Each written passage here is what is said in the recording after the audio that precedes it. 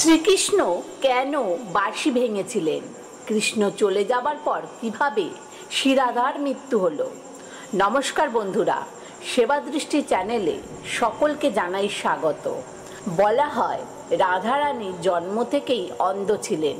তিনি স্বর্গলোক থেকে একটি প্রতিজ্ঞা নিয়ে পৃথিবীতে এসেছিলেন যে যখন ভগবান শ্রীকৃষ্ণের দৃষ্টি তার উপর পড়বে তখনই তিনি প্রথমবার তার দৃষ্টি খুলে যেন ভগবান শ্রীকৃষ্ণকেই দর্শন করতে পান, আর তা না হলে উনি কখনোই চোখ খুলবেন না। রাধা আর কৃষ্ণ তাদের 8 বছর বয়স থেকেই আধ্যাত্মিক প্রেমের স্বাদ আস্বাদন করতে শুরু করেন। ভগবান শ্রীকৃষ্ণের জীবনে তার দুটি প্রিয় জিনিস ছিল, একটি হলো শ্রী রাধারানী আর দ্বিতীয়টি হলো তার বাঁশি। শ্রীকৃষ্ণের প্রেমের প্রতীক হিসাবে গণ্য করা হয় কৃষ্ণের এই বাঁশিটিকে। যখনই শ্রীকৃষ্ণ বাঁশি বাজাতেন তখনই রাধারানী তার বাঁশির ধ্বনিতেই আকৃষ্ট হয়ে তার কাছে ছুটে আসতেন এবং ঘন্টার পর ঘন্টা সেই বাঁশির সুরেই মগ্ন হয়ে থাকতেন। এই বাঁশির সুর তাদের প্রেমকে আরও গভীর করে তুলেছিল। তারা দুজনেই যমুনা নদীর তীরে ঘন্টার পর ঘন্টা তাদের সময় অতিবাহিত করতেন।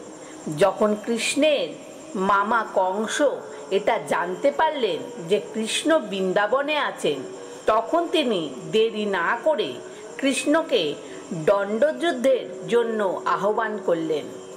এই জন্য সমস্ত বৃন্দাবনবাসী এবং রাধাকে ছেড়ে মা যশোদা শ্রীকৃষ্ণকে নিয়ে মথুরায় চলে যায়। যদিও শ্রীকৃষ্ণ তার রাধা দুজনেই জানতেন তারা আর কোনোদিনও দেখা করতে পারবেন না, এমনকি শ্রীকৃষ্ণ কখনোই আর বৃন্দাবনে আসবেন না।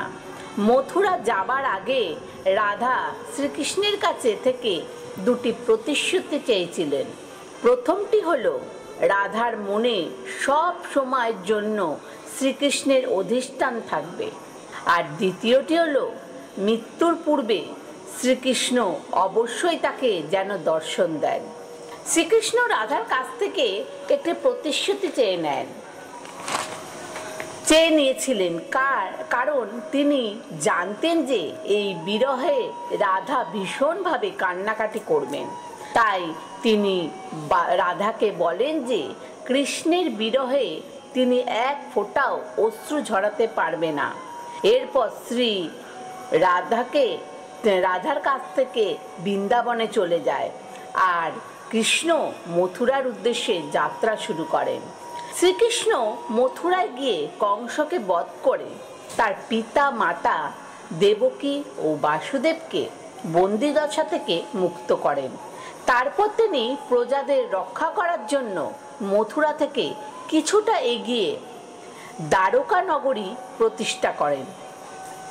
শ্রীকৃষ্ণ দ্বারকায় গিয়ে প্রথমে রুক্মিণী ও পরে সত্যভামাকে বিবাহ করেন এবং পরবর্তীতে আরও 6 জনকে বিবাহ করেন, যারা হলেন জাম্ববতী, কালিন্দী, মিত্রবিন্দ, নগনাজিতি, ভদ্রা এবং লক্ষণ। এদের সকলের মধ্যেই রুক্মিণী তার কাছে প্রিয় পত্নী ছিলেন। শ্রীকৃষ্ণ ও রুক্মিণী দ্বারকা নগরীতে সুখে শান্তিতে বসবাস করতে শুরু করেন। এরপর ভগবান শ্রীকৃষ্ণ দৈবিক কাজে লিপ্ত হয়ে যান। শোনা যায় শ্রীকৃষ্ণ মাঝে মাঝে ঘুমন্ত অবস্থায় রাধা রাধা বলে ডাকতেন। এই ঘটনাটি কৃষ্ণের 8 জন পত্নী কেউই পছন্দ করত না, ভালোভাবে নিত না। একদিন রুক্মিণী শ্রীকৃষ্ণকে বললেন, প্রভু, আমরা সকলেই তো আপনাকে ভালোবাসি, কিন্তু রাধারানীর মধ্যে এমন কি আছে যে আপনি ঘুমন্ত অবস্থায় তাকে ডাকতে থাকেন?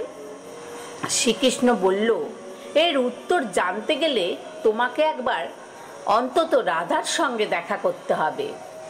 তবে যাবার সময় কিছু সঙ্গে করে নিয়ে যেও। এরপর রুক্মিণী খুব গরম এক বাটি দুধ নিয়ে রাধার সঙ্গে দেখা করতে যান।